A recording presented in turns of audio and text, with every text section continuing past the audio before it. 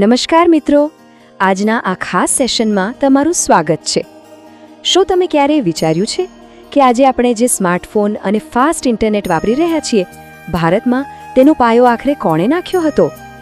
ચાલો આજે આપણે એક એવા નેતાની સફર પર જઈએ જેમણે આજના આધુનિક ભારતના આઈટી અને ટેલિકોમ ક્ષેત્રનો મજબૂત પાયો નાખ્યો હતો.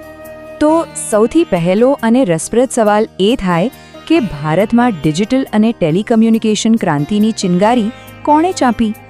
તમને જાણીને કદાચ નવાઈ લાગશે કે આનો જવાબ એક એવા વ્યક્તિ સાથે જોડાયેલો છે જેઓ ખરેખર તો વ્યવસાયે એક પાયલટ હતા. તેમને રાજકારણથી બિલકુલ દૂર જ રહેવું હતું, પણ સમયનું ચક્ર એવું ફર્યું કે તેઓ દેશના એક મહાન વિઝનરી નેતા બની ગયા. આ દીર્ઘદ્રષ્ટા નેતા એટલે રાજીવ ગાંધી.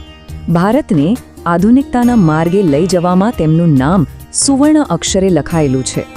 દર વર્ષે 21 મેના રોજ તેમની પુણ્યતિથિ નિમિત્તે દેશ તેમને અને તેમના અદ્ભુત યોગદાનને ખૂબ જ આદરપૂર્વક યાદ કરે છે.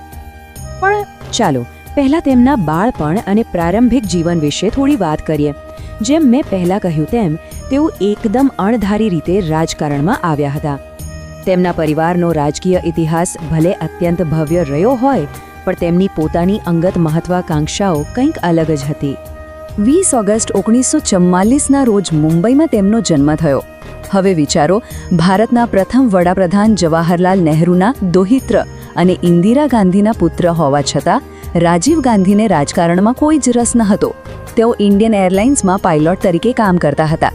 તેમને તો બસ આકાશની ઊંચાઈઓમાં ઉડવું જ પસંદ હતું. પરંતુ તેમના ભાઈ સંજય ગાંધીના અવસાનની દુઃખદ ઘટનાએ તેમના જીવનમાં એક મોટો વળાંક લાવી દીધો અને તેમને ના છૂટકે દેશની સેવા માટે રાજકારણમાં પ્રવેશ કરવો પડ્યો. અને પછી સમય આવ્યો દેશનું સુકાન સંભાળવાનો. વર્ષ 1984. આ સમયગાળો ભારત માટે ખૂબ જ કપરો હતો. તેમના માતા ઇન્દિરા ગાંધીની અત્યંત દુઃખદ હત્યા થઈ. આખું રાષ્ટ્ર શોકમાં ગરકાવ હતું. અને આવા સમયે અચાનક જ દેશની સુરક્ષા અને માર્ગદર્શનની આટલી વિશાળ જવાબદારી તેમના ખભા પર આવી પડી. અને તમને ખબર છે, માત્ર 40 વર્ષની ઉંમરે તેઓ દેશના વડાપ્રધાન બન્યા.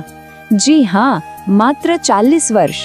ભારતના ઇતિહાસમાં સૌથી યુવા વડાપ્રધાન તરીકે આટલી વિશાળ જવાબદારી સંભાળવી એ કોઈ નાની સૂની વાત નહોતી. આ ઉંમરે એક આખા રાષ્ટ્રનું ભવિષ્ય ઘડવાનું કામ ખરેખર એક મોટો પડકાર હતો. પણ સત્તા સંભાળતાની સાથે જ તેમનો ગોલ એકદમ સ્પષ્ટ હતો. ભારતને એક આધુનિક અને ટેકનોલોજી આધારિત દેશ બનાવવો.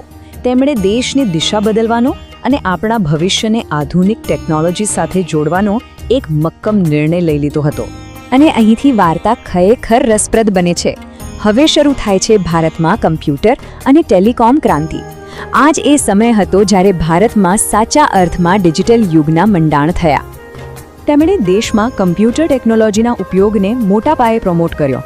આ ઉપરાંત ટેલિફોન અને ટેલિકોમ સેવાઓનું એટલું વિસ્તરણ કર્યું કે સામાન્ય લોકો માટે એકબીજા સાથે વાતચીત કરવી એકદમ સરળ બની ગઈ. આ પહેલાં ફોન પર વાત કરવી એટલી સુલભ ન હતી હો.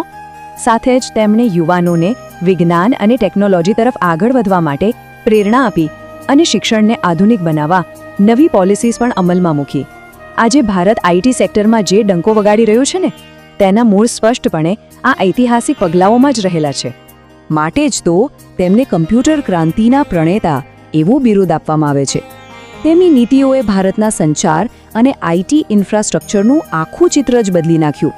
તેમની આ દૂરદર્શિતાએ આજના આ જંગી ડિજિટલ લેન્ડસ્કેપ માટે ફળદ્રુપ જમીન તૈયાર કરી હતી, જેનો સીધો લાભ આજે આપણે બધા લઈ રહ્યા છીએ. હવે ટેકનોલોજી તો આવી ગઈ, પણ વાત માત્ર ત્યાં અટકી નહોતી.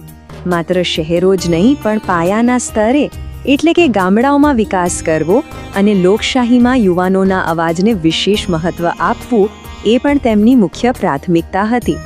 ગામડાઓમાં સ્થાનિક સ્તરે વિકાસ થાય તે માટે તેમણે પંચાયતી રાજ વ્યવસ્થાને મજબૂત બનાવવા પર જબરદસ્ત ભાર મૂક્યો.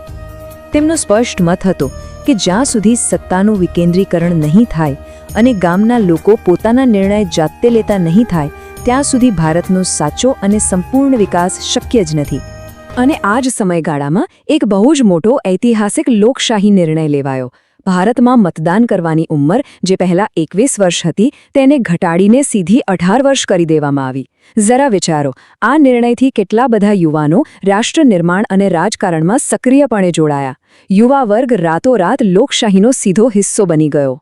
પરંતુ વિકાસ અને આધુનિકીકરણની આ તેજસ્વી સફરનો અંત અત્યંત કરુણ અને અણધાર્યો હતો. 21 મે 1991 21 મે 1991ના રોજ તમિલનાડુના શ્રીપેરમ્બુદુરમાં એક ચૂંટણી પ્રચાર સભા દરમિયાન એક આત્મઘાતી હુમલામાં રાજીવ ગાંધીનું અવસાન થયું.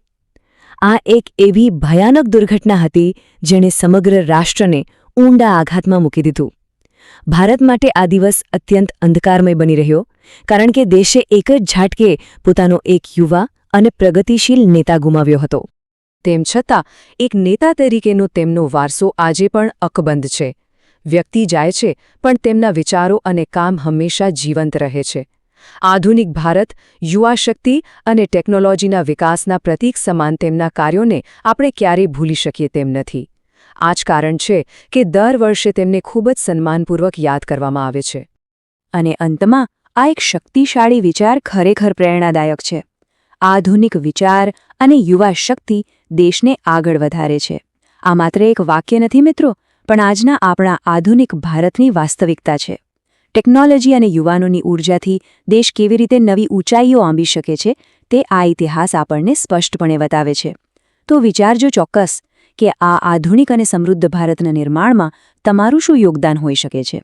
આ માહિતીસભર સફરમાં જોડાવા બદલ તમારો ખૂબ ખૂબ આભાર. ફરી મળીશું